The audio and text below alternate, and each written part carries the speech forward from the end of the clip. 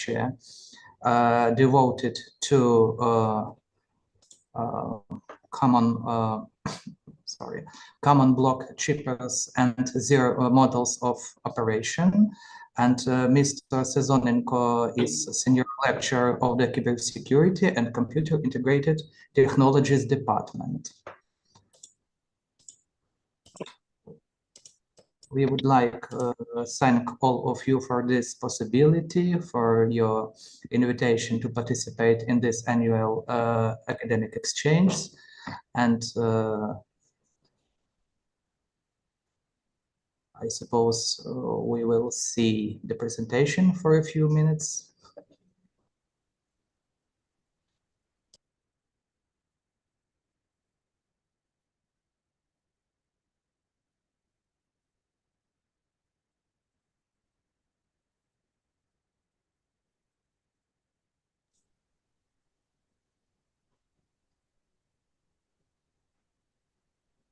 Пане Романе, чи є у вас дозвіл на те, щоб поділитися екраном?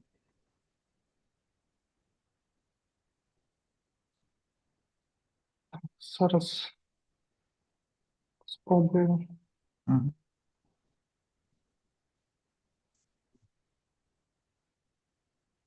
Oh, great.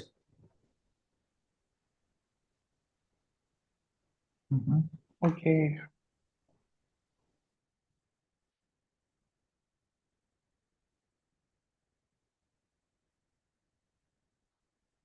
So you should see my screen. Yes. Perfect. So, as I was already introduced, perhaps we can proceed to the starting point. Okay, so as was told, I am Roman Syzonenko. I am a senior lecturer of the Cybersecurity and Computer Integrated Technologies Department in the Dnipro University. And today I will hold an open lecture which is devoted to the block ciphers and their common modes of operation. So, the block ciphers. Block ciphers constitute a foundational element of cryptographic systems. A substantial corpus of literature have been dedicated to the study of block ciphers, making them a subject of considerable research in the field of the cryptography. The following definition attempts to delineate the fundamental principles of block ciphers. So, simply put, a block cipher is an encryption function that operates on blocks of text and data of a fixed length.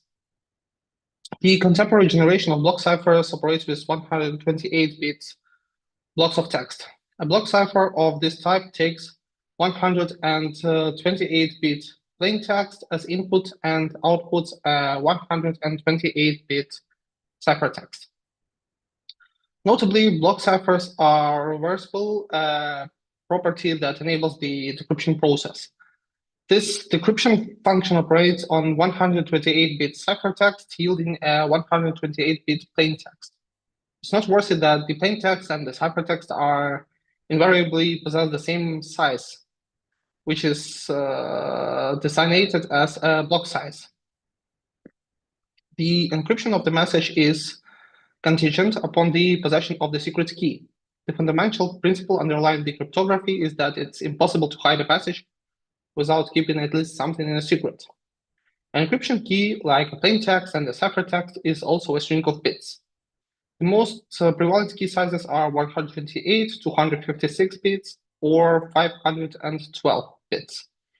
The encryption of plain text with a key called K is commonly denoted as E from K and P, or EK of P. That's like on the slide written over.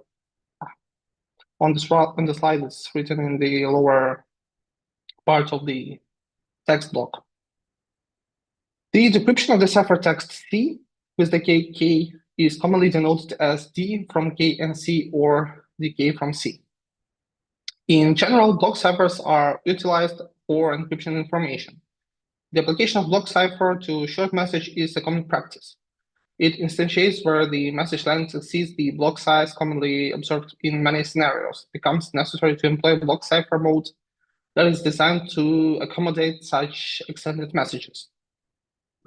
In this context, the fundamental principle of Kirchhoff is employed, under the assumption that the encryption and decryption algorithms are both publicly known.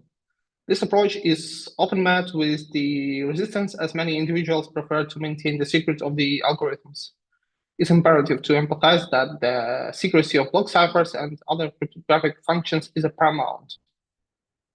So in certain circumstances, it may be advantageous to represent a block cipher as a comprehensive table constructed on the foundation of the particular key. For a given key, a mapping table could be constructed that would map all plain text variants to all corresponding ciphertext. It should be noted that implementing this approach would necessitate a construction of a voluminous table. For illustration purposes, a block cipher with the block size of 32 bits would necessitate the table measuring 16 gigabytes, while a cipher with the block size of 64 bits will require an immense of 150 million terabytes. While it's impractical to construct such a table in reality, it serves a useful conceptual model. It's acknowledged that a block cipher is inherently reversible. This implies that there is no possibility of two identical ciphertext elements in the table corresponding to different plain text elements. This property ensures that the decryption function can uniquely recover the plain text from the ciphertext. Consequently, it can be deducted that the table contains a single instance of all possible ciphertext variants. It's evident that the set of ciphertext elements corresponds to the set of plain text elements. However, the order in which they are presented can be altered. This phenomenon within the context of mathematics is referenced as a permutation. A block cipher with the block size of k bits defines a permutation of k bit elements for each of the given key values.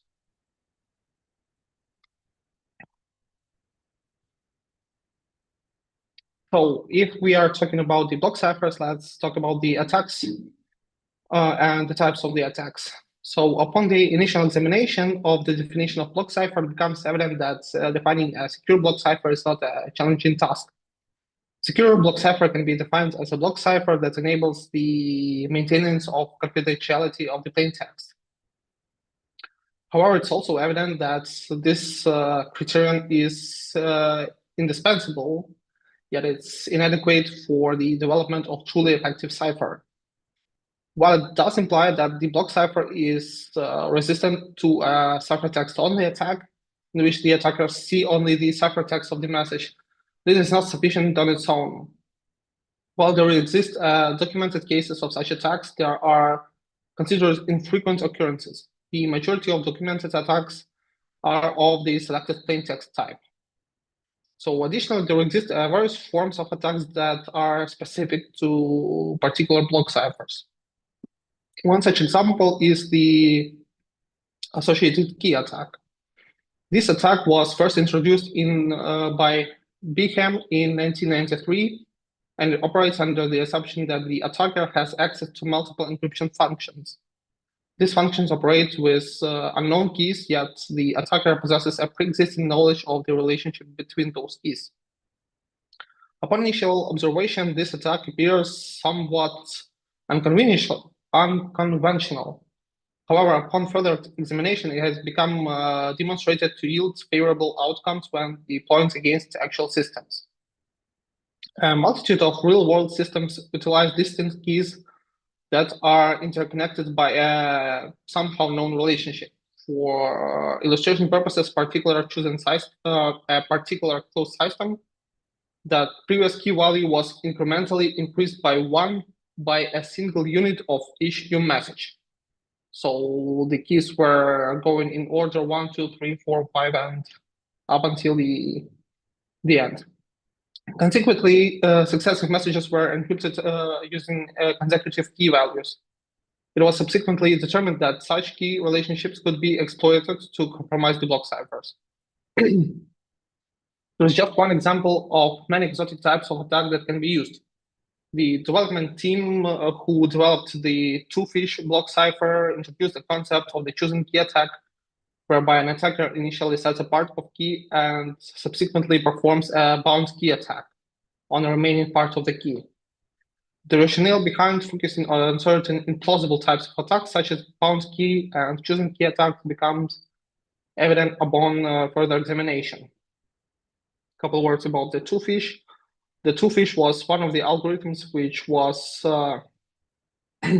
participating the challenge, which was provided by NIST, the American Institute of National Standards, when they were attempting to replace the DES block cipher with something new. It came up to the final, but it did not win. The winner was the AES block cipher. But nevertheless, those guys are also, let's call it, quite powerful. So these are several compelling reasons for the usage of such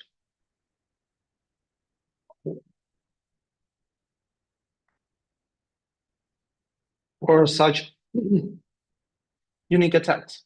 Block ciphers are utilized extensively in cryptographic systems, rendering them a primary target for a wide range of the attacks.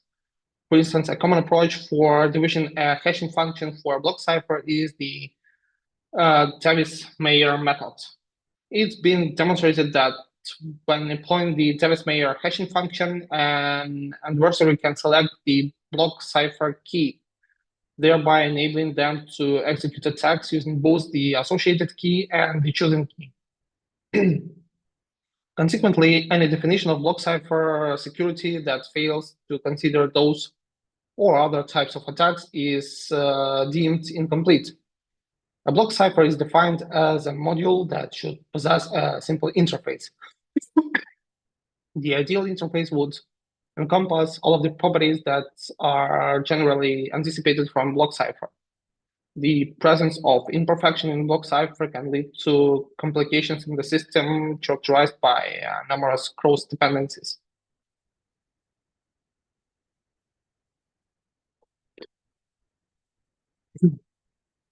So the ideal block cipher. To ascertain the security of a block cipher, it's first necessary to define the ideal block cipher to be able to compare those. What characteristics define a perfect block cipher? Well, mainly it should be a random permutation of plain text variants. To elaborate, for each key value, the block cipher must be a random permutation of plain text variants, with the permutations for different key variants being chosen independently of each other. As previously mentioned, a 128-bit block cipher, so one permutation of 128-bit values can be represented as a large table of correspondences containing 2 to the power of 128 elements of 128 bits each. In an ideal block cipher, each key value corresponds to one of those tables and it's randomly selected from the set of all possible values. So from all possible permutations.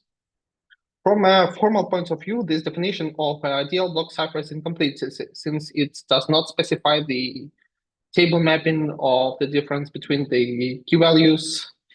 Conversely, one of the table mapping is defined, the perfect block cipher becomes fixed, so it's no longer random. Consequently, it's not feasible to propose a particular perfect cipher as a formal definition. Instead, the ideal block cipher must be regarded as a uniform probability distribution over the set of all possible block ciphers. When dealing with the perfect block cipher, it's imperative to conceptualize in terms of probabilities. However, for the sake of the simplicity, we will adhere to the informal concept of randomly chosen block cipher. So the secure block cipher is defined as a cipher for which no attacks exist. Well, that's logical. This assertion, while seemingly redundant, encapsulates a fundamental principle in cryptography. To proceed, it's necessary to define a concept of an attack on a block cipher. So an attack on block cipher is defined as non-trivial method of distinguishing between a block cipher and ideal block cipher. The subsequent discussion will delve to more interests of such an attack. This is achieved by comparing block cipher X with an ideal block cipher of equivalent block size and key size. So the inconsistency detected represents the vulnerabilities inherited in a block cipher. A comprehensive overview of this subject can be found in the seminal. Sorry, you've got something to add or perhaps some questions, issues? Okay, let's assume that that was some kind of technical difficulties. So, yeah, the inconsistencies detected represent the vulnerabilities of inherited in a block cipher. A comprehensive overview of this subject can be found in the seminar work of called Practical Cryptography, which is authored by Niels Ferguson and Bruce Schneier. To identify such discrepancies, specialized algorithms known as a differentiator is employed. This algorithm is capable of encrypting and decrypting data using any arbitrary key. It's imperative to note that implementing a truly random match between the plain text and the table value presented on the previous slide isn't feasible given the absence of genuine randomness in both real life and computer science. So this concept will be elaborated upon subsequently. The selection of a match can be characterized by a specific function, and the task of the cryptanalyst is to identify such a function, a process in which the distinguisher plays a pivotal role. Modern block ciphers. In the original version of this lecture, there were also overviewed the ciphers of the Ukraine. So there was a GOST 34 and DS2 standards, but as this one is international, I'm not sure that you will be very interested in that. So I decided to shorten it to just two most popular, but still used in a lot of enterprises, such are DES and AES. In recent decades, hundreds of block ciphers have been introduced to the global community. The process of devising a novel block cipher is relatively straightforward. However, the development of a truly exceptional block cipher is an aventure of immense complexity. This challenge is not merely a matter of the security. Block cipher must be secure by default. The emphasis on the security of a newly developed block cipher is analogous to the exaggeration of a new roof that does not leak or a car that is equipped with the headlights. So the true challenge lies in the creation of block cipher that is effective across a wide range of the applications. So the development of a novel cipher is facilitating and informative endeavor. However, it's not a straightforward task. It's imperative to refrain from employing an untested cipher in real-world systems. The credibility of cipher is only established through a rigorous examination by experts of the field, while widespread dissemination is a crucial aspect of cipher's evaluation. It alone is insufficient. Plenty of ciphertexts exist, yet only a small number of them have really undergone the extensive research. Consequently, practitioners often opt for well-known ciphers that have been extensively studied and have received substantial positive feedbacks. The prevailing trend in contemporary block ciphers is the utilization of the successive applications of a weak block cipher. Each of these applications is designated as a round. The combination of these weak rounds often results in sufficiently strong block cipher. The adoption of such structures simplifies the design and implementation of ciphers, facilitating their analysis. So the majority of attacks on the block ciphers typically commence with the attack on the short versions of the cipher, so the version with the minimum number of rounds. As attack methods evolve, they can be adapted to target ciphers with increasing number of rounds. In the following section, we will examine some of the most prevalent block ciphers, mainly international. It should be noted that this review will not be overly exhaustive. Comprehensive details regarding ciphers can be readily accessed online. And the focus of this study is on the general structure and properties of the block ciphers.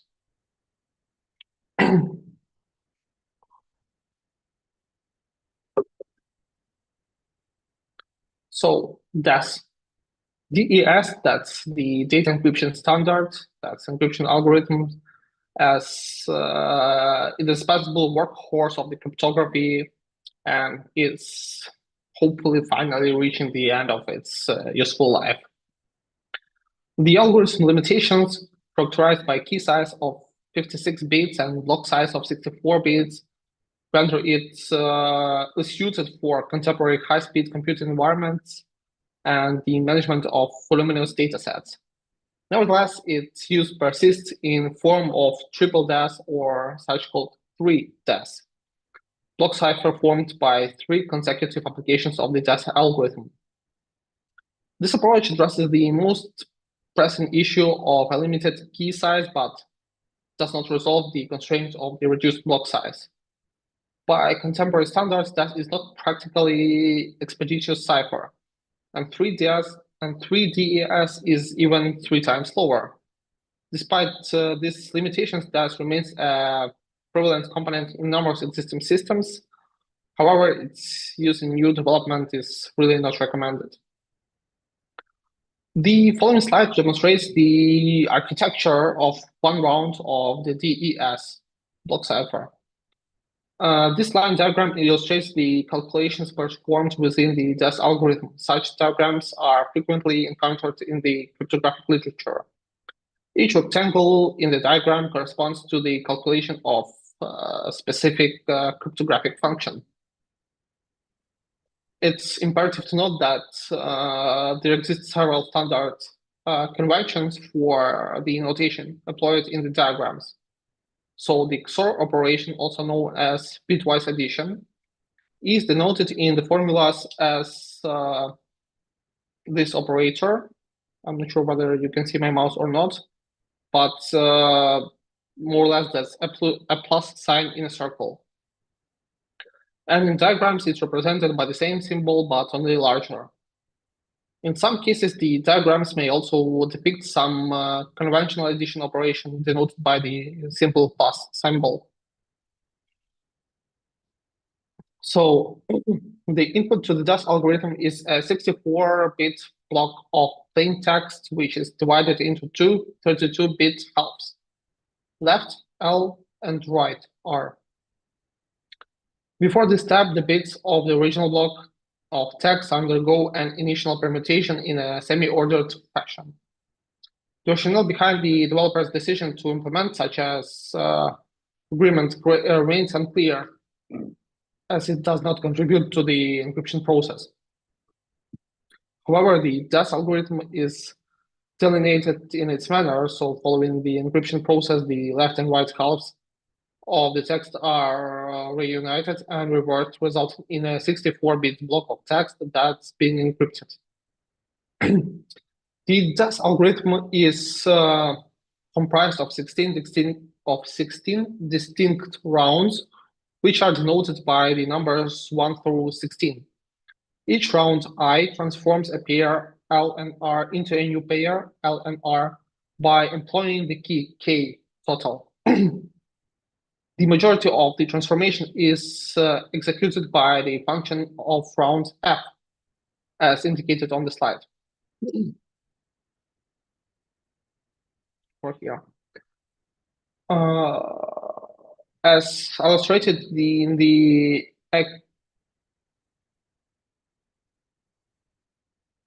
okay.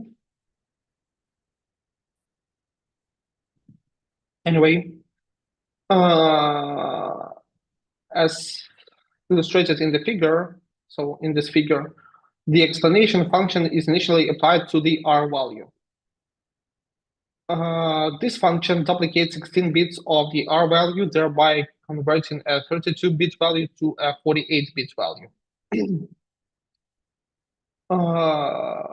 The result of this operation is then added to the 48-bit K with the index I using XOR operation. The result of this operation is then fed to the input of the S matrix. And the S matrix, which stands for substitution, can be conceptualized as a table of correspondences.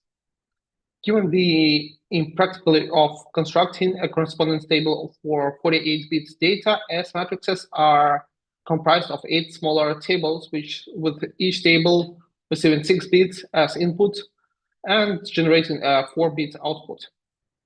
Consequently, the conversion of the 48-bit value employing S matrices results in 32-bit value.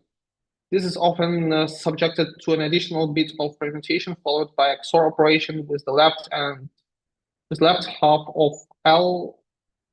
This is often subjected to an additional bit permutation followed by XOR operation with the left half of L. Yeah. Ultimately, the values of the right and left halves are then reversed. So that's those arrows. The sequence of operation is then repeated additional 15 times. The DAS algorithm is predicated on the so-called pastel cipher. The pastel cipher is characterized by simplicity and elegance in its design. In each round, the value L is bitwise added to the value F from the K with the index I and R, where F is a specified function followed by the swap of those values, L and R. A key advantage of the pastel cipher is that the decryption involves the same set of operations. So the decryption process entails a sequence of operations that includes the swapping of the values of L and R, followed by the bitwise addition of the value of L with the value of F from the K with index I and R.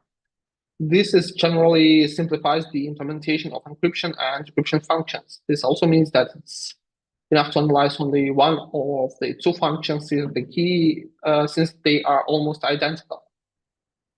It's noteworthy that the majority of pastel ciphers employed an additional specialized technique after the encryption process, namely the cancellation of the permutation of L and R values that was executed in the preceding round. This results in the encryption and decryption functions becoming indistinguishable from each other apart from the sequence in which the keys are utilized. This property is particularly advantageous for implementation in hardware, as allows the reuse of the same encryption and decryption scheme, thus enhancing the efficiency and reducing the complexity. So the DES algorithm, a cryptographic function employed for encrypting text, utilizes 16 48-bit subkeys. The composition of each subkey entails the selection of 48 bits from the 56-bit encryption key, a process that undergoes modification in each round. Each constituted of the DAS cipher is designed to serve a distinct function. So the pastel algorithm simplifies the cipher structure and ensures that its right and left halves of the sets are mixed. The XOR operation, or the bitwise addition, is employed to ensure the mixing of the key and data, which is the fundamental principle of the encryption. The S matrices are a crucial component of the encryption process. They introduce nonlinearity.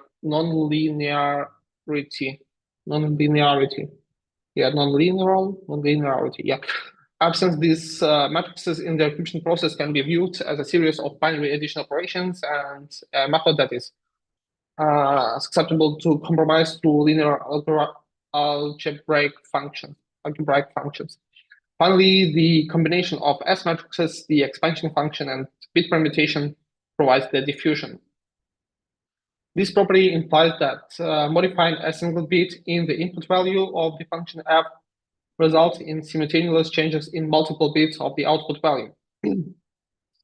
This phenomenon, known as diffusion, is a hallmark of all encryption process, as it persist in subsequent iterations, leading to increasingly extensive changes in the output. Conversely, in the absence of the diffusion, a minor alteration in the plain text will result in a corresponding minor change in the ciphertext, which may be more readily traced. So, the DES algorithm exhibits several characteristics that preclude it from being regarded as secure by our definition of security. It's important to note that each key is merely a sample of bits that comprise the encryption key. If the encryption key is set, for example, to 0, it follows that all keys also set to 0, resulting in all keys being identical. It's crucial to note that the encryption and decryption procedures differ solely in the sequence in which the keys are utilized. So in the case of DES, however, all of the keys are equivalent. Consequently, the encryption with the key 0 is equivalent to encryption with the key 0. So the encryption and decryption process becomes identical, and this property of a cipher is really disconcernible. And given that an ideal cipher lacks this property, it facilitates an efficient and effective recognition attack. The DES algorithm, also known to possess the complementarity property. According to this property, the following is true for any key K and plain text P. So the encryption of the K and P of not K and not P is equal to the decryption of the K and P. So in this context, the symbol with a dash at the top signifies a value with each bit representing a complement of the corresponding bit of X. To elaborate the encryption in plain text complement with the key complement results in a value that is complement of the ciphertext. So in plain words, our value would be a bitwise value corresponding from the ones and zeros, and mainly the complement will be the reverse value of that bitwise value. So if the bitwise value is 0, 0, 0, 0, then the complement would be 1, 1, 1, 1. Yeah, I've seen that there was a chat message. Okay.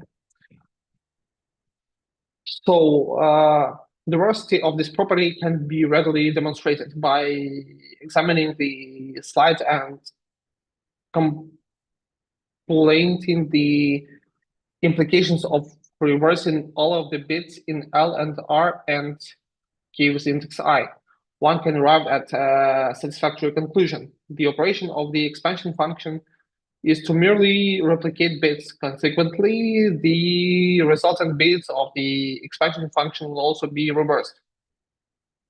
In XOR function, the bits of both the first and the second arguments will change, thereby ensuring that their sum remains constant. The input of the S matrix remains unchanged, and consequently, the output values remains constant. In subsequent XOR operation, one argument will remain unchanged, while the other will undergo the reversal. Consequently, in the new value of L, which subsequently swap places with the R, the bits will also be reversed. In summary, replacing the values of L and R and gives index I with their complements at the onset of the round result. In round value, that's the complement of the value obtained using the original values. This property is perpetuated through successive rounds. So it's noteworthy that perfect block cipher would not possess this peculiar property. This property of the cipher can lead to attacks on the system using DES. Consequently, the DES algorithm fails to satisfy the criteria of the fitness test. Specifically, the encryption key length of the DES does not satisfy the contemporary standards. In the pursuit of identifying the DAS key, various methods have been employed, including a brute force attacks of variants, which have yielded successful outcomes in the past. The 3DAS algorithm would utilize the larger encryption key. However, it's important to note that it has both weak keys and the complementarity property, which are characteristics that it has inherited from the presenter, the simple DAS. The presence of either of these properties is sufficient to compromise the security of the cipher. So furthermore, 3DAS imposes a block size limit of 64 bits, which restricts the amount of data that can be encrypted with a single key. This imposes a significant constraint on the amount of data that can be encrypted with a single key. This topic will be discussed in more details later, but in some cases, 3DAS must still be used to ensure the compatibility with existing systems. However, it's important to note that 3DAS does not behave like a perfect cipher.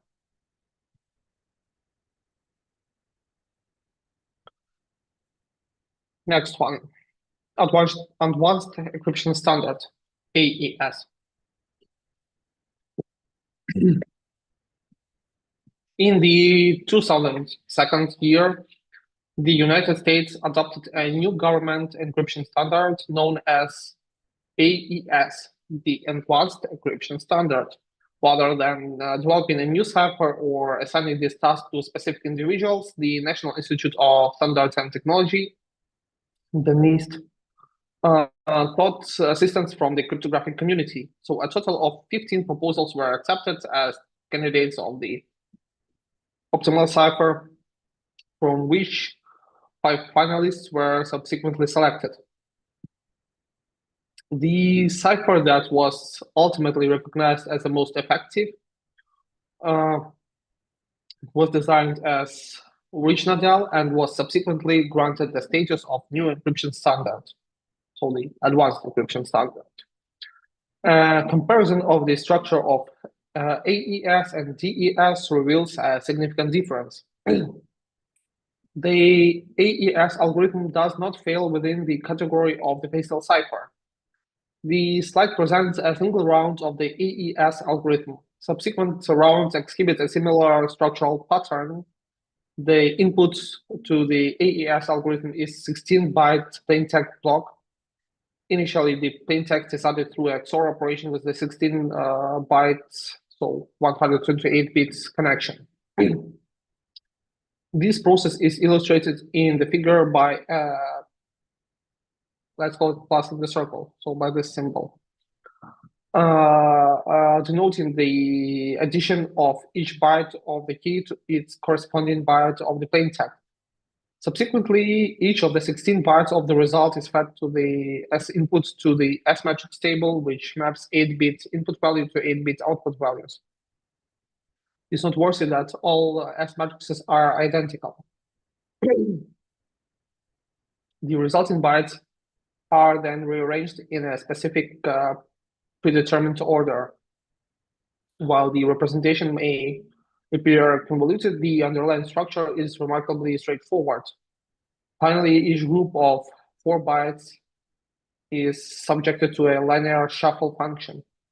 The term linear in this context signifies that each bit of the shuffle function output is derived by applying a XOR operation to multiple input bits.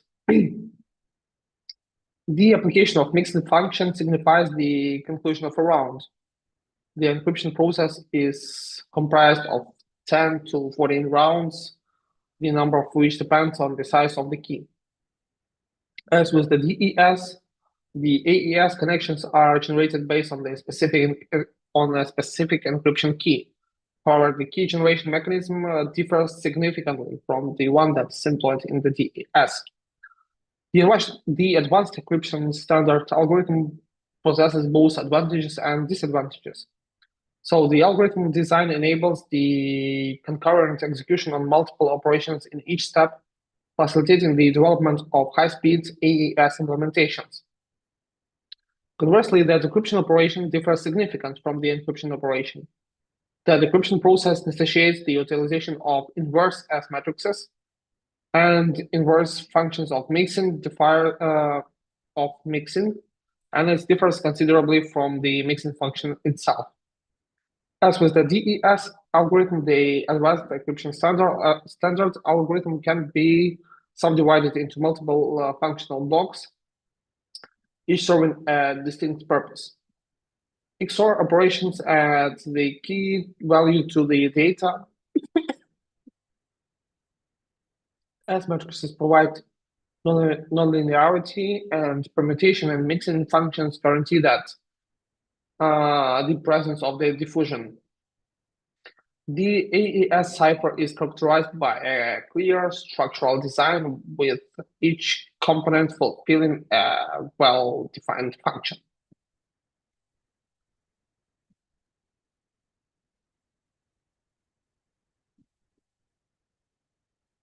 Okay. Seems like I've got a bit cropped this presentation because it's not translated completely, but anyway, except for the header, everything is in English, so I hope that it will be easy for you to understand. So block cipher mode is a method of encrypting a plain text B by converting it into the ciphertext C with both plain with both plain text and ciphertext having the. Okay, let's start from the scratch. Block cipher mode is a method of encrypting plain text B by converting it into a ciphertext C with both plain text and ciphertext having arbitrary lengths. The majority of block ciphers mandate that the length of the plain text B to be a multiple of a block size. To achieve this, the message must be augmented to the requisite length. There are numerous methods of accomplishing this supplementation. The fundamental prerequisite for such supplementation is its reversibility, implying the resulting message can be unambiguously distinguished from the original plain text. So a common approach involves supplementing the plain text with zeros to reach the required length. However, this approach is not optimal. Such augmentation is not reversible since the plain text B takes some form or as plain text P concatenated with the zero during the augmentation. So this operator, two vertical parallel lines, is the concatenation. The scope of this lecture is constrained to a plain text consisting of an integer number of bytes. It should be noted that certain cryptographic algorithms have been engineered to function with messages of any length, wherein the final byte is regarded as incomplete. Further, this generalization is unlikely to be useful as its implementation will entail the numerous disadvantages. It's noteworthy that most implementation of encryption algorithms do not accept messages with incomplete bytes, and thus all sizes are given in the bytes. So in an ideal scenario, the complement rule should not increase the length of the plain text if it's already suitable for the cipher. However, in most cases, this is not feasible. Consequently, there will be invariably a subset of messages whose length, despite being suitable, necessitates the augmentation through a reversible scheme. In practice, the application of complementation functions inevitably. In practice, the application of complementation rules inevitably results in the augmentation of the plain text by a minimum of 1 byte. The following question is thus posed: how is a plain text complemented? So let the symbol P denote the plain text. Then L of P is the length of P in bytes. And the B denotes the block size of the block cipher in bytes. To that end, we will employ one of two simple complementation schemes. Yeah. So the first option involves the addition of a single byte with a value of 128 to the plain text. This is then followed by addition of an equal number of null bytes, thereby ensuring that the total message is a multiple of B, and the number of null bytes added fails within the range of 0 through B minus 1. The option 2 is you should determine the number of bytes to add to the plain text to make it a multiple of B. This number of bytes is denoted as N, where N is larger or equal than 1 and less than equal than B. And N plus L of P is a multiple of B. So attach a series of bytes to the plain text and each of which will have the value N. Each of these schemes will equally well suited for complementing plain text. It's noteworthy that these complementation schemes are devoid of any cryptographic nuances. Any scheme is deemed acceptable, providing it's reversible. The aforementioned options exemplify the most elementary complementation schemes. Following the complementation of the plain text to a length that is a multiple of the block size, the text is then divided into the blocks. Consequently, the plain text P is converted into a sequence of blocks, P with the index of 1, P second, P third, blah, blah, blah, up until the P with the index of K. So the number of blocks, the key, can be determined through the utilization of the rounding function displayed on the slide. So that's the upper bound of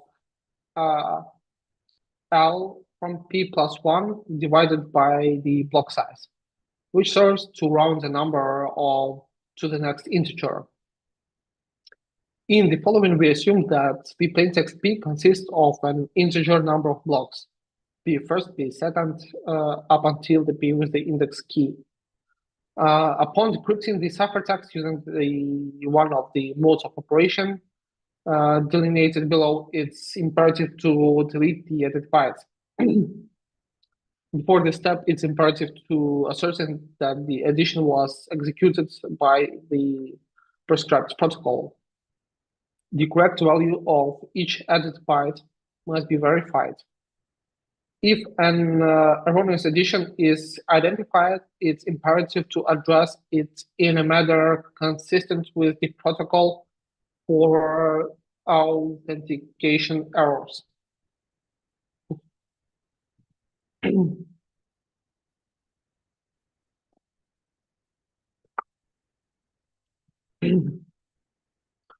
So let's start the overview of the modes of operation. The most elementary method of encrypting plain text that is longer than the block length is electronic codebook mode, the ECB. This method is formally defined as follows. C with the index I is equal to the encryption of K and block P with the index I for I values starting from 1 up until the K, so the number of blocks. The configuration of this mode is illustrated on the slide. So that's more or less the picture at the bottom. This mode is relatively straightforward. Each message block is encrypted independently. However, it must be acknowledged that in practice, such a scenario is unlikely to be as straightforward as it may seem. And this would imply that the necessity of alternative modes of encryption would be superfluous.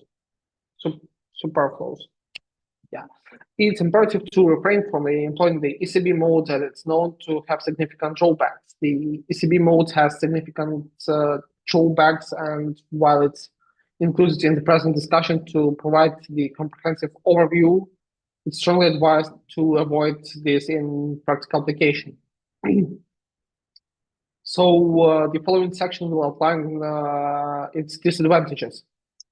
If two blocks of plain text are identical, the corresponding blocks of ciphertext will be also identical, which is likely to be noticed by an attacker. Depending on the message structure, this flow can lead to a significant information leak. So it's imperative to note that there are numerous instances in which the substational segments of text are reiterated. For example, the phrase blocks of ciphertext or just ciphertext is frequently employed in this lecture. If a message contains two repeating elements with the repetition period that is a multiple of a block size, that means two identical blocks will manifest in the plain text. In the context of Unicode strings, the prevalence of zeros between successive bytes significantly amplifies the probability of encountering the repeating blocks. A considerable number of file formats necessitate substantial blocks of characters consisting exclusively of zeros, which is consequently engages duplicate blocks. This characteristic of the electronic codebook mode is renders it inadequate for practical applications. And to address these limitations, the offset codebook, so the OCB mode, was developed. This approach maintains the fundamental structure of the ECB mode, but with the crucial modification.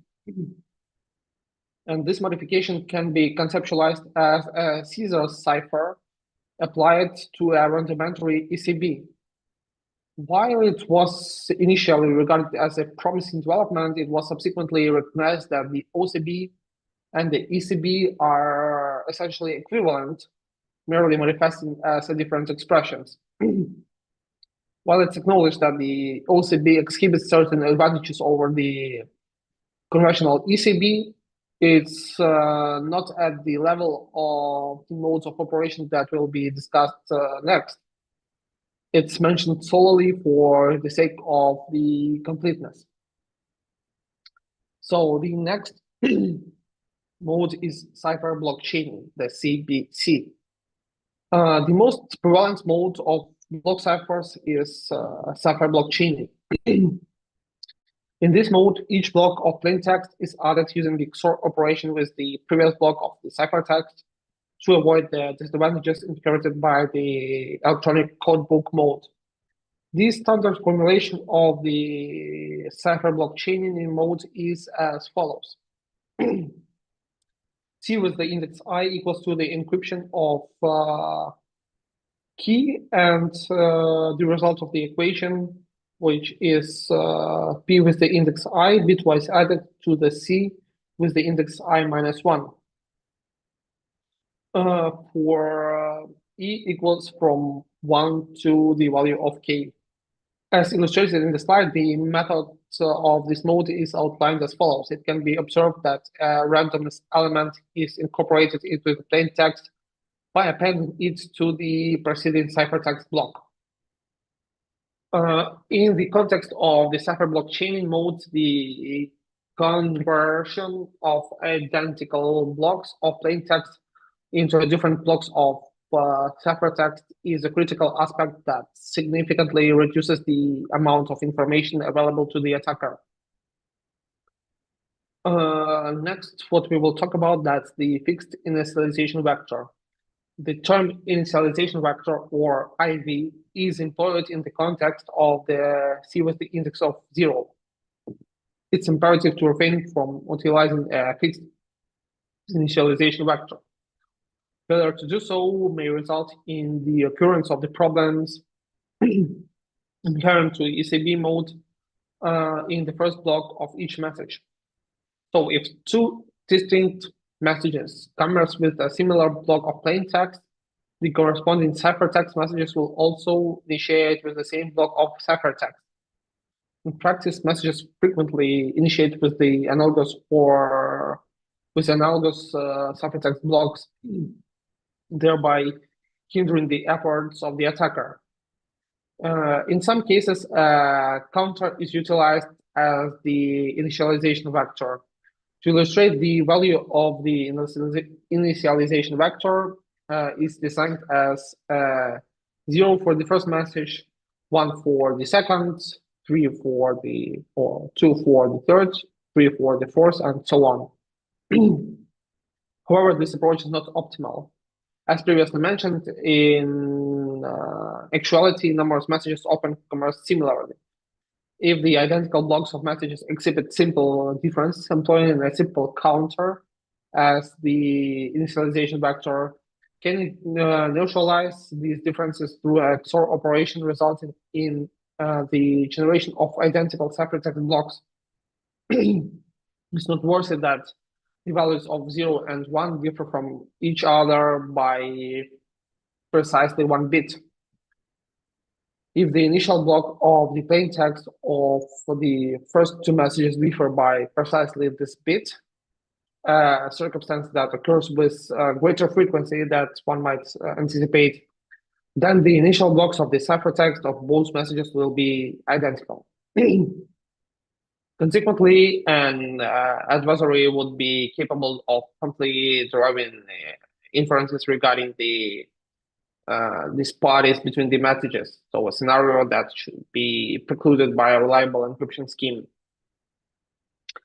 The issues associated with the ECB mode, as well as the utilization of the fixed initialization vector of the counters in cipher blockchaining, are attributed to the inherent non-random nature of actual messages.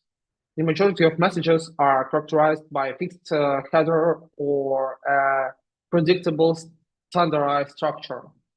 In CBC mode, the introduction of an element of randomness to the plain text block is achieved by utilizing blocks of ciphertext.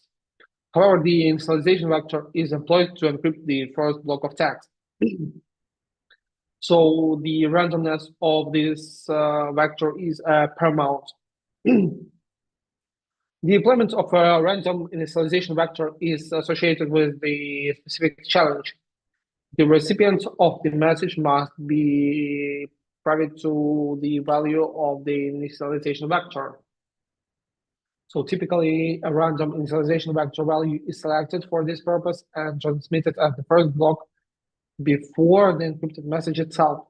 So the encryption procedure is thus outlined as C0 is the random block value, so the initialization vector. C with the index I is encryption of the key, and bitwise sum of P with the index I and C with the index I minus 1. And the following consideration must be met. The open supplemented text P with the index 1, P second, P third, up to the P with the index key is transformed into the ciphertext C with the index 0, C with the index 1, C with the index 2, and up until C with the index K. It's important to note that the ciphertext comes with the block C0, not C1, which the ciphertext is 1 block longer than plain text.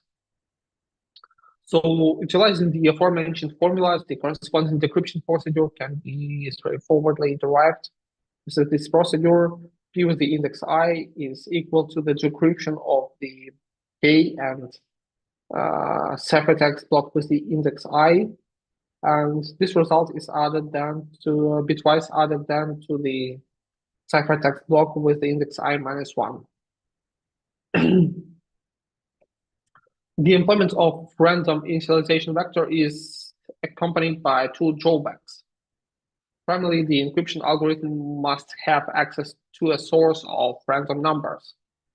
The implementation of a reliable random number generator is a laborious task, and as such is strongly advised to circumvent the necessity whenever feasible. Additionally, ciphertext is one block longer than the plain text. This results in a substantial increase in the length of the short messages, a phenomenon which is generally considered to be undesirable.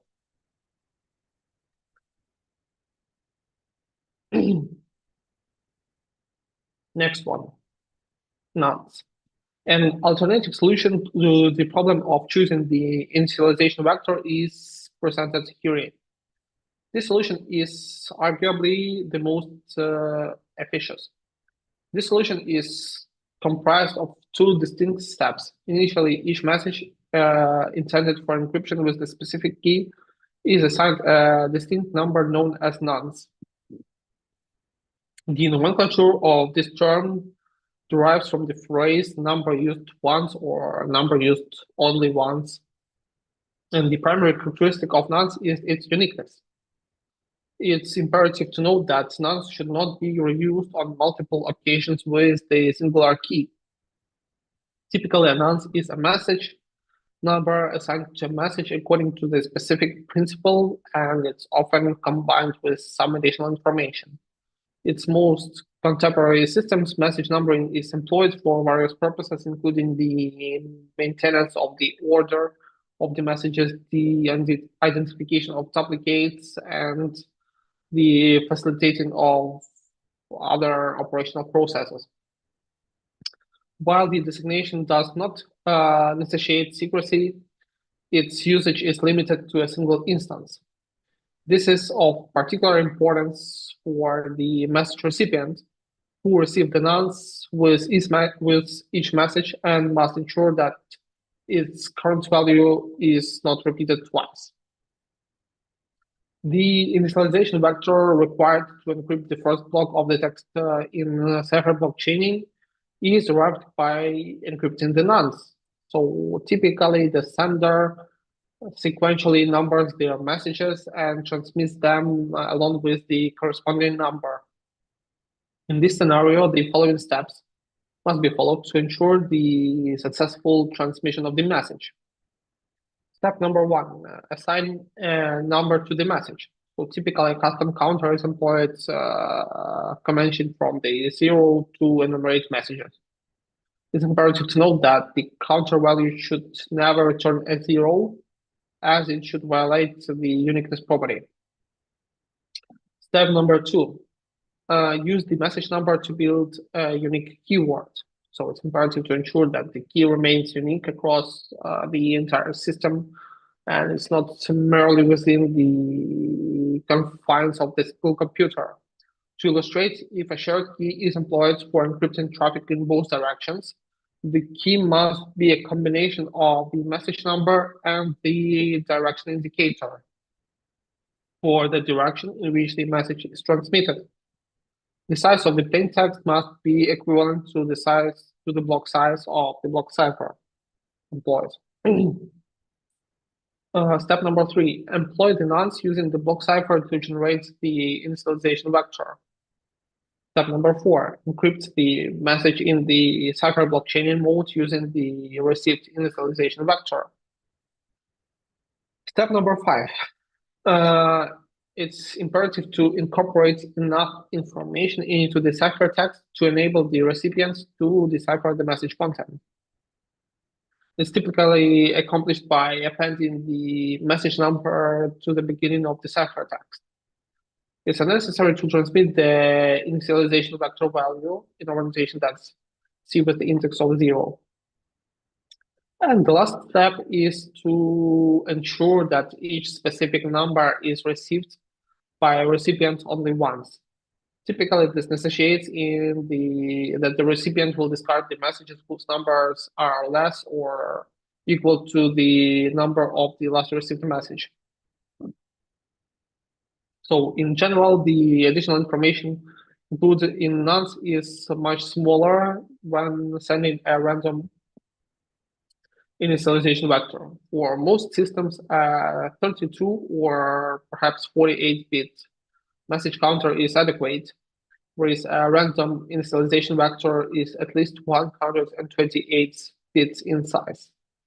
In practice, most information exchange systems require message counters, making the use of a nonce without incurring additional cost a viable option.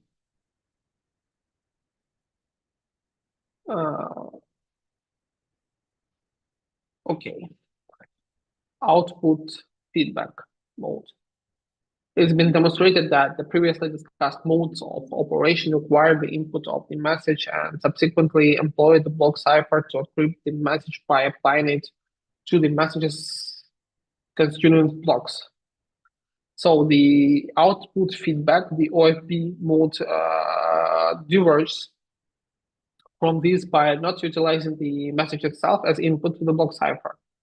Instead, the block cipher is employed to generate a pseudo-random stream of bytes deemed as the key stream. This key stream is then combined with the plain text using an XOR operation to yield the ciphertext.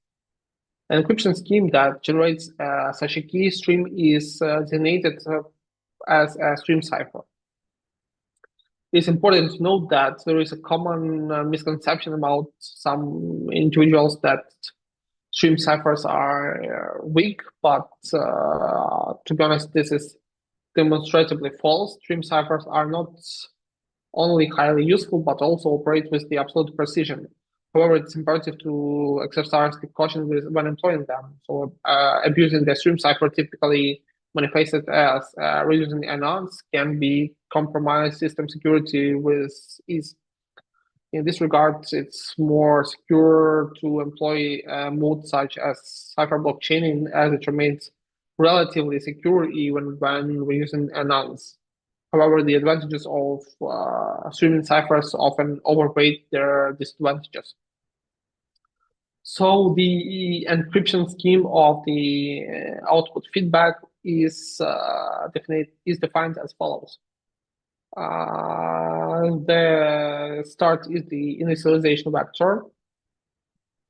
Then the value of next block is encryption of the value of the next key block is the encryption of previous key and of current and previous key blocks. And the ciphertext is the bitwise sum of plain text block and corresponding the key stream, a key block which is obtained from the key stream. As it's evident, the initialization vector K0 is also contains Kerim, and it's utilized to generate the key stream K1 and so forth. K by constantly encrypting the previous value of the K with the index I. So the ciphertext is then derived by combining the value of key stream with the plain text of the message using the XOR operation. It's again, that's imperative to note that the value of the initialization vector should be a random. As in the cipher blockchaining, the initialization vector can be randomly selected and transmitted along with the ciphertext itself, or generated based on the random chance. A notable benefit of the output feedback mode is that it utilizes the identical decryption algorithm, thereby ensuring the operational efficiency. This property enables a reduction in the implementation cost. A notable benefit of the OFB mode is that it only requires the utilization of the block cipher encryption function, thereby eliminating the need for implementing the decryption function. The notable benefit also is that it of the OFB mode is that it eliminates the requirement of an add on. So the key stream being represented as an infinite sequence of bytes can be accommodated by utilizing the full extent of bytes present in the message. Consequently, if the final block of plain text is incomplete, the transmission is limited to the ciphertext bytes corresponding to the actual plain text bytes. The absence of the complementation leads to a reduction in the cost of transmission, particularly salient benefits when dealing with the high volume of brief messages.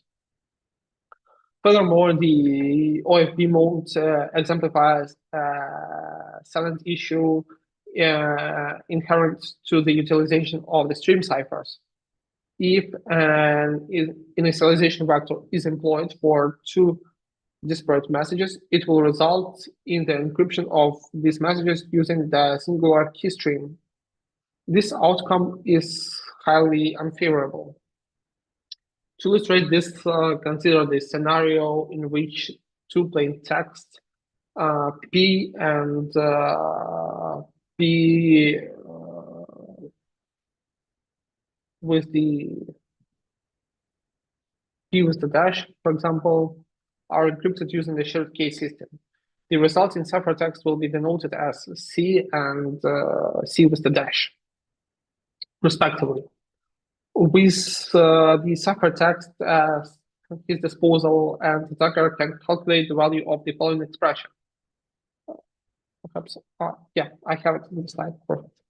So C with the index I bitwise added to the C dash with the index of I is equal to the P with the index of I bitwise added to the K with the index of I bitwise added to the P dash with the index of I bitwise added to the K with the index of I. And as we have two bitwise additions of the K with the index of I, those could be eliminated. So we receive by the end of the day that the C with the index of I bitwise added to the C dash with the index of I is equal to the P with the index of I bitwise added to the P dash with the index of I. Therefore, can be conducted that the attacker is capable of determining the discrepancy between the two plain texts. Assuming that the attacker is already privy to one of the plain texts, the process becomes more straightforward. Practical scenarios, that's the common occurrence. Consequently, the process of calculating the second plain text becomes a relatively straightforward task. It's noteworthy that certain attacks can be employed to retrieve information covering two unknown plain texts by leveraging the discrepancy between them. So the issue with streaming ciphers is amplified in OFB mode. If a key block is repeated, it will lead to a cyclic repetition of subsequent blocks. Additionally, the initialization vector of one message may align when with a key block employed in another message, resulting in the encryption of portions of both messages utilizing the same key stream. In both scenarios, the encryption of different blocks of messages is performed using the same key block, thereby compromising the security of the encryption scheme. To substantiate the assumption, it's imperative to encrypt the substantial volume of data. In this instance, the objective is to detect collisions between the blocks of the key stream and the initial values of the blocks. The probability of such event occurring is contingent upon the encryption of minimum 2 to the power of 64 data blocks.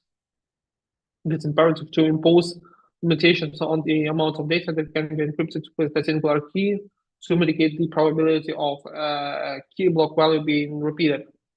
However, that's imperative also to acknowledge the inherited risk associated with this process, as a failure to do so can result in compromising the confidentiality of the entire message.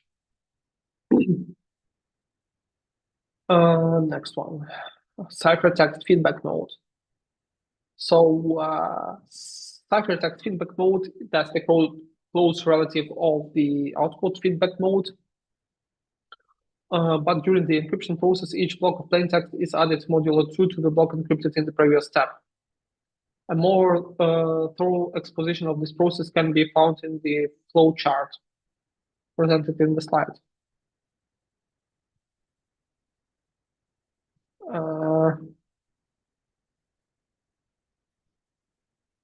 Okay.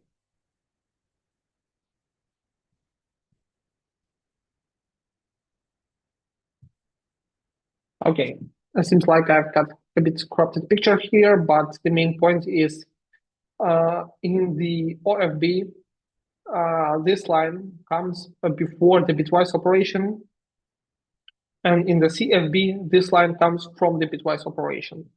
So they are a bit different. Conversely, in the CFB mode, the input is obtained after the bitwise addition. Next one, the counter. The subsequent encryption method is employed to block ciphers, is designated as a counter. So despite its long-standing recognition within the fields, this mode has been formally standardized as an official DAS cipher mode, leading to the exclusion from the majority of cryptographical textbooks. Like the OFB, the counter mode is based on the use of Steam cipher. So it's defined as follows. The value of the K with the index I is the encryption of the key and nonce plus I. And then the ciphertext with the index I, that's bitwise sum of the P with plaintext with the index I, and key block with the index of I. So can I ask how many time do we have on this lecture?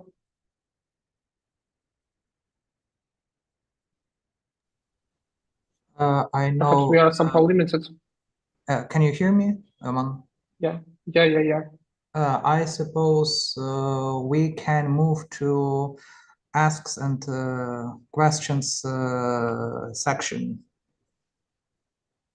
Okay, then perhaps let me complete the slides and we will go to the Q&A section. Yeah, of course, of course. So yeah, as with any other streaming cipher, the counter mode requires the use of a nonce of some kind, so that's denoted as the nonce in the formula. The majority of the systems generate nonce value based on the message number and some additional data to ensure that's uniqueness. Remarkably straightforward method is employed to generate a keyword stream in the CTR mode. This method involves the concatenation of the occurrence of the nonce value with the counter value, followed by encrypting the resulting value from the consistent block of a key stream. So this method ensures that the occlusion and the counter are confirmed within a single block, a requirement that's not a problem in modern time block ciphers with at least 128-bit blocks. So the size of the nonce must be smaller than the size of one block to accommodate the counter value. So a standard 128-bit block can comprise of, for example, 48-bit message counter, then 16 bits of supplementary information that will be incorporated into the nonce, and 64 bits which are designated for the counter, which is I. This configuration enables the encryption of up to 2 to the power of 48 messages with the solitary key, while constraining the size of each message to 2 to the power of 2 to the power of 68 bytes. So in the context of the offset, feedback that's imperative to ensure that each specific key text combination is never utilized more than once. This principle is equally applicable in the context of the counter mode. This requirement is often cited as one of the drawbacks of the CTR. However, that's also intrinsic to the Cypher blockchain. The recurrence of the initialization factor results in the disclosure of plain text information.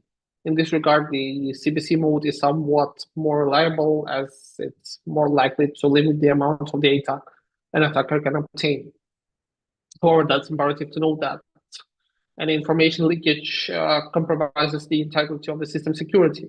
In the context of a modular architecture, it's not feasible to depend on other components of the system to mitigate the consequences of a breach, even in cases where the leakage is minimal. Consequently, when employing both the CBC and CTR, it's imperative to ensure that the leakage of the initialization vector is unique. So, except for the aforementioned factors, the counter mode is characterized by its ease of use. The implementation of the block cipher encryption function is sufficient, as the CTR encryption and decryption functions are identical. CTR mode facilitates straightforward access to specific segments of the plain text, as any block of the key stream can be calculated instantaneously, irrespective of other blocks. So in high-speed application, the calculation of the keystream blocks can be performed with any degree of the parallelism. So furthermore, the security of the counter mode is intimately tied to the one of the block cipher. So a single vulnerability in the counter mode can enable a direct and immediate plain text attack on the associated block cipher. Conversely, the absence of the attack on block cipher implies the absence of attacks on the CTR mode, well, except for information leakage. So a topic which I suppose to address in the next slide, but yeah, but at this point of time, that's it. So to keep our timeline, let's have some 5 or 10 minutes to the Q&A section. So perhaps someone has some questions. As I can see, there are a few questions in the chat box. I suppose we could consider them, yeah? Yeah, surely.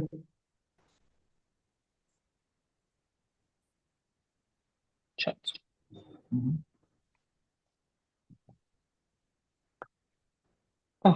So from the top to the bottom. Mm-hmm. In terms of real-world applications, how do developers decide which cipher and mode of operation to implement in systems like banking or messaging apps? Okay, I can tell a lot about that because I was working in the bank for a couple of years as the cryptographical expert. So I was closely in touch with that, and mainly they should implement the most popular and the one which are required by the government. So in case of Ukrainian banks, there will be definitely a DES implementation of the block cipher and the advanced encryption standard. The implementation has to be compatible with the other banks throughout the world, because those are international standards. Even though the DES is not really used in modern applications, but there are still a lot of the old systems which still use it. So for the backwards compatibility, those two should be implemented. And then the government and the law kicks in. For example, Ukraine have its standard, which is currently called the DSTU. That's the block cipher, which is recommended by our government to be used in scope of block ciphers for the official information exchange. So this one is implemented because that's the national standard. Also, there was implemented a standard which was called GOST, which came from the USSR, so from 1980s. Like it was standard at that time, and in the modern libraries, it should also be implemented to make it backward compatible. So mainly the decision of which block cipher to choose is dictated by the market needs and the government laws. For the messages, mainly the same. Okay, next one. Okay, next one. How do researchers and cryptanalysts evaluate the strengths of the new block cipher? What criteria must a cipher meet before being adopted globally? So mainly the researchers and journalists evaluate the strengths of the block cipher by attempting to attack it. So they will use the, let's call it the easy version of the block cipher. For example, it will have not 14 rounds, but I don't know, 4 or 6 as it was in 2002, where the AES was, where the regional DEL was confirmed to be the new encryption standard. So they are trying to attack the cipher with some known attacks or sometimes with some kind of unique attacks. And well, if they manage, then they consider that this cipher is not strong enough. But if they are failing, that means that the cipher is secure. To be honest, they are always succeeding, but there is no such term as like complete security. No cipher is really secure, so you can always calculate the message or the key if you have enough computational power. But the ciphers are considered to be secure by computational power. That's like the market, the term which market uses currently. So the more steps you need to do in order to perform a successful break-in, the more secure your cipher is. So the number of steps is usually 2 to the power of the key size, and mainly that's a simple brute force attack. So if there are some methods which are more optimal than doing a simple brute force, that means that the cipher is not really a secure one. Okay, and have we already considered all questions or no? No, the last Paulina, one. Yeah, Miss Paulina. So why is key management often considered a bigger challenge than the ciphercliff algorithm itself, and how does it relate to the security of block ciphers? Okay.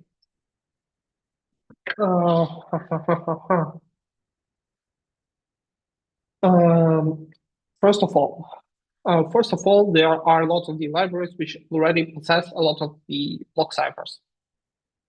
For example, on the Java, that's the Bouncy Castle, or on the C, that's OpenSSL, or the Bcrypt library. Nearly each and every modern programming language has some kind of implementation, or which is already certified by some governments or by some institutions. So nearly in 70% of the situations, you can just take the implementation, the ready implementation of the block cipher, and just use it. So that is considered to be a relatively simple one. But the key management, yes, that's completely different. So for each message, you need to somehow uniquely generate a key value, which is the task which is much more complicated than it initially seems. The point is that, as it was told already, you cannot use a simple counter because it's easy to distinguish the messages. So you need some kind of schema on how to decide which key value to use with which message. And the problem is that this schema should be not only available at the side of encrypting, but also this schema should be available on the decryption side. Potentially, you are making a messaging system. Then for each, I don't know, 2 GB of messages, you will need a new key, because the old one will reach the upper limit of the usages. So you will need to somehow align a new key. Of course, you can use the protocols like LGAMAL or Diffie-Hellman if you are using the open key system or something like the public key infrastructure. And yeah, it was really designed for that.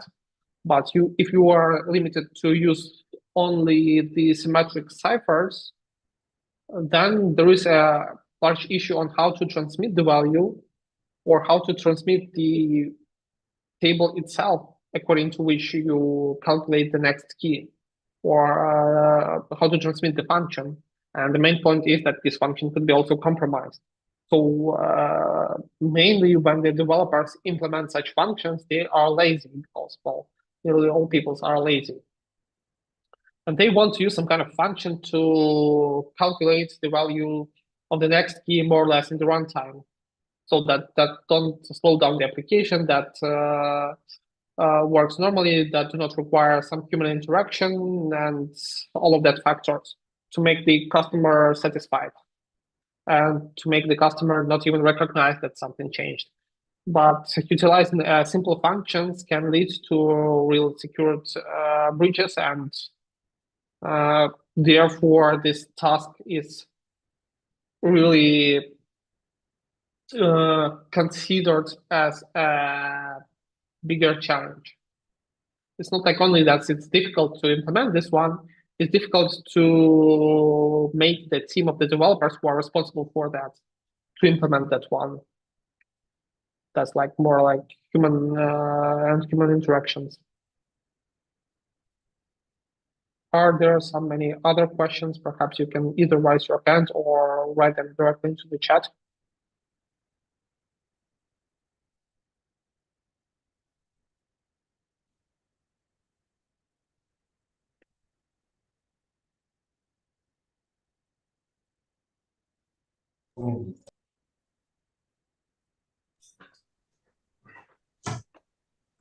It seems there are no. Yeah. Yeah. Any questions? There is one. From Haikal. Yeah. Yeah. In terms of real-world applications, how do developers decide which cipher and mode of operation to implement?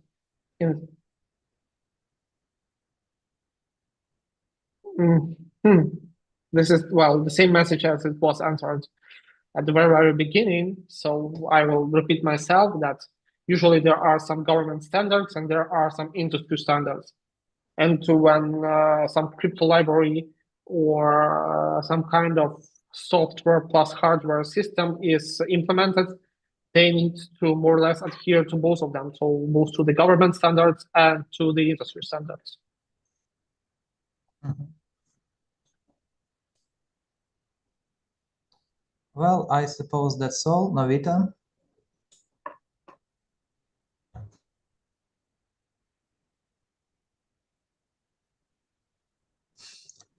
Well, first of all, Roman, thank you very much for your rich presentation, for your lecture, for your answers. And of course, dear students, dear colleagues, thank you for your attention, for your questions, and for this platform to give this presentation, for your opportunities and collaboration with us. We're happy to see all of you, and I suppose I will see you soon under the following lectures and presentations. So thank you again, and have a nice day, all of you. Goodbye. Yeah, thank you a lot for the attention, and thank you a lot for this opportunity. I'm also very pleased to be a part of such an international knowledge exchange, let's call it like that. Well, it is named like that, so yeah, I'm very pleased and I'm very thankful for being able to join this one. Yeah. So have a nice day. Yeah, thank you and have a nice day and goodbye.